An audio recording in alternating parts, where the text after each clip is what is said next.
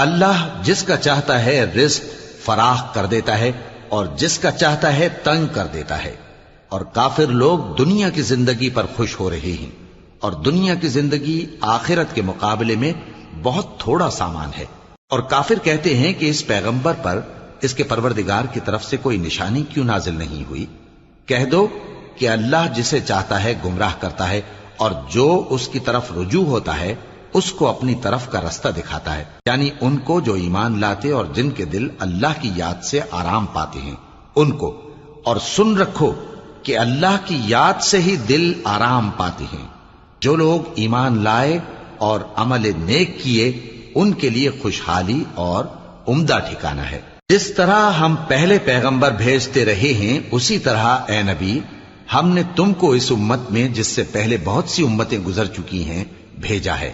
تاکہ تم ان کو وہ کتاب جو ہم نے